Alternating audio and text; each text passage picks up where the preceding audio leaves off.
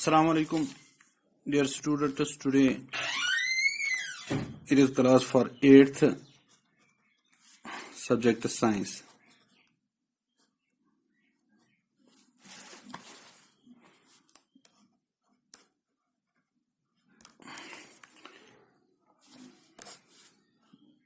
Topic है food production.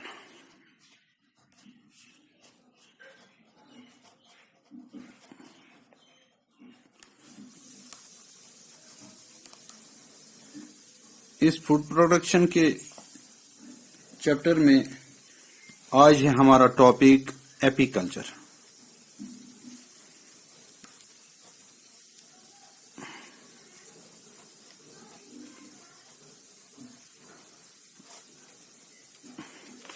Apiculture असल में जो हनी बीज होती हैं उनको पाला जाता है और उनसे हनी हासिल किया जाता है और वैक्स हासिल किया जाता है. उस चीज को एपीकल्चर कहते हैं. It is a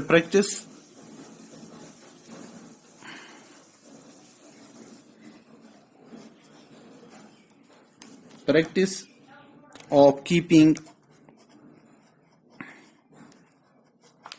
beehives and rearing honey bees to get honey and wax. Honey और वैक्स हासिल करने के लिए इनको पाला जाता है. Honey is an essential ingredient of many medicines. Wax is also of great value. Honey बहुत ही कारामद चीज है. इस्लाम में भी हनी का यानी बहुत ही वैल्यू बताया गया है और फायदे बताए गए हैं. और जनाब नबी सल्लल्लाहु अलैहि वसल्लम ने हनी को हर मर्ज की दवा बताई.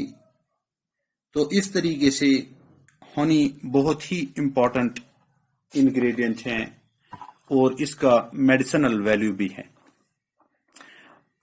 वैक्स जो है ये इसकी भी बहुत ही अहमियत है. तो ये जो हनी होती हैं, इस हनी के जो वो छत्ते होते हैं उनमें एक कॉलोनी होती है. कॉलोनी यानी हनी बीज की होती है. तो इन में क्या होते हैं, वर्कर्स होते हैं जो वहां से लाते हैं चूस के रस लाते हैं चूस के. यानी उनमें ज्यादातर होते हैं वो क्या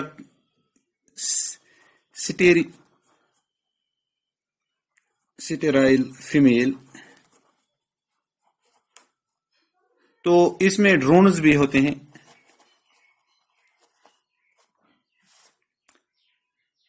यानी वो क्या होते हैं, fertile mail.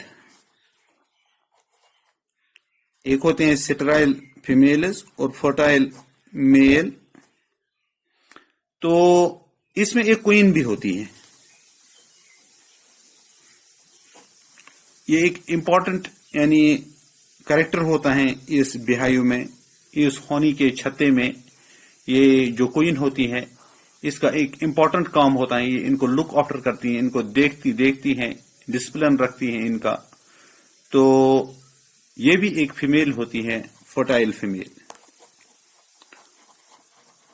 Fertile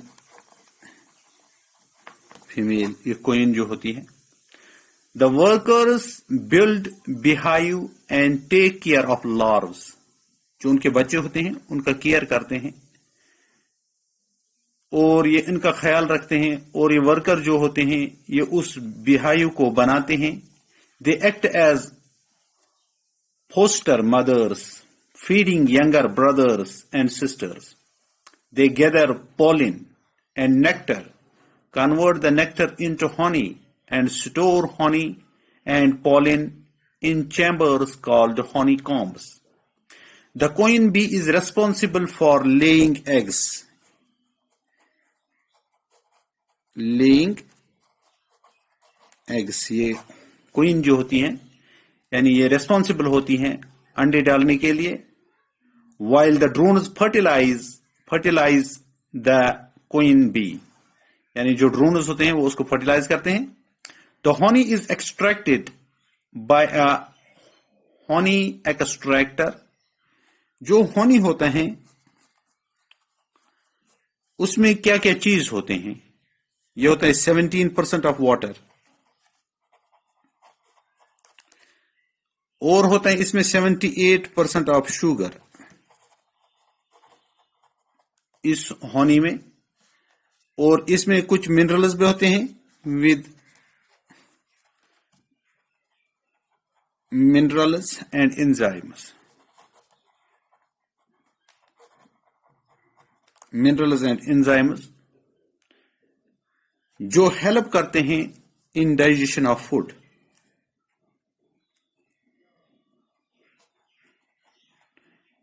Digestion of food.